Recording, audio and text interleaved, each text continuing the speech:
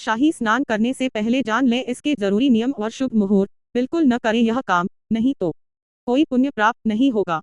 इस बार महाकुंभ का आयोजन प्रयागराज में होने जा रहा है। महाकुंभ पर शाही स्नान का विशेष महत्व है। ऐसे में आइए जानते हैं शाही स्नान के नियम, शुभ मुहूर्त और शाही स्नान की तिथियां। इस साल महाकुंभ का आयोजन प्रयागराज में होने जा रहा है। 13 जनवरी 2025 से शुरू होकर 26 फरवरी 2025 तक चलने वाले इस महापर्व में देश विदेश से लाखों श्रद्धालु शामिल होंगे। सबसे खास बात यह है कि यहाँ गंगा, यमुना और सरस्वती नदियों का संगम होता है, जिसे त्रिवेणी संगम कहते हैं। ऐसे में यहाँ होने वाले महाकुंभ का विशेष महत्व होता है। कहा जाता है कि यहाँ स्नान करने से सारे पाप खत्म हो जाते हैं और मोक्ष की प्राप्ति होती है। वहीं महाकुंभ में होने वाले शाही स्नान का बहुत महत्व है। साथ ही शाही स्नान सबसे खास परंपरा भी मानी जाती है।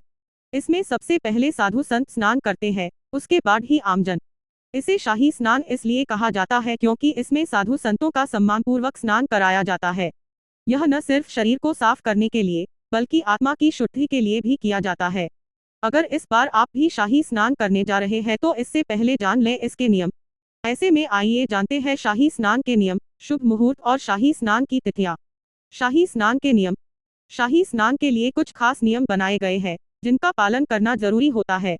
ऐसा कहा जाता है कि शाही स्नान की परंपरा में सबसे पहले साधु संत स्नान करते हैं, उसके बाद ही आम श्रद्धालु संगम में डुबकी लगा सकते हैं। स्नान के दौरान साबुन या शैम्पू का इस्तेमाल करना वर्जित माना जाता है। ऐसा माना जाता है कि स्नान के दौरान इन चीजों का इस्तेमाल करने से पवित्र जल अशुद्ध हो सकता है। वहीं स्नान के बाद जरूरतमंदों को कपड़े, अन्न और अन्य चीजें दान करना शुभ माना जाता है। इसके अलावा ऐसा माना जाता है कि महाकुंभ के समय ग्रहों और नक्षत्रों की विशेष स्थिति के कारण संगम का जल काफी पवित्र हो जाता है। इसलिए शाही स्नान को अत्यंत शुभ माना जाता है।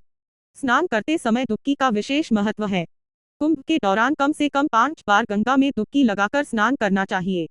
यह धार्मिक परंपरा का पालन सुनिश्चित करता है और इसे अधूरे स्नान से अधिक प्रभावकारी माना जाता है। यदि आप कुंभ स्नान करने के लिए जा रहे हैं तो ध्यान रखें कि स्नान का विशेष नियम है। इसके लिए स्नान से पहले नदी को प्रणाम करें, फिर पाँव रखें, फिर पुष्प और अपनी इच्छानुसार मुद्रा डालकर उसके बाद स्नान करें। स्नान के बाद किसी पुरोहित को वस्त्र आदि का दान जरूर करें। बता दें कि यह सनातनी परंपरा है। ऐसे दान के पीछे मान्यता है कि प्रत्येक 12 वर्ष पर होने वाले कुंभ में हम बीते सालों में कमाया हुआ धन दान करते हैं। कुंभ स्नान करने जा रहे हो या सामान्य दिनों में भी कैसी पवित्र नदी में स्नान करने जा रहे हो तो कुछ बातों का विशेष ध्यान रखना चाहिए। इसलिए कभी भी किसी भी नदी के समीप शौच, कुल्ला, कंघी करके बाल डालना, जल में क्रीड़ा करना, रतक्रिया करना या फिर कपड़े धोने से हर हाल में बचना चाहिए, अन्यथा स्नान का तो कोई फल मिलता ही नहीं, साथ ही जातकों को जन्म जन्मांतर तक इसका पाप भुगतना पड़ता है। शाही स्नान के शुभ मुहूर्त। हिंदू पंचांग के अनुसार पहला शाही स्नान 13 जनवरी 2025 को पौष पूर्णिमा के दिन होगा। पंचांग के अनुसार पौष पूर्णिमा की शुरुआत 13 जनवरी 2025 को सुबह 5:03 पर होगी और इस तिथि का समापन 14 जनवरी को रात 3:56 पर होगा। वहीं इस दिन ब्रह्म मुहूर्त सुबह 5:27 से 6:21 तक है।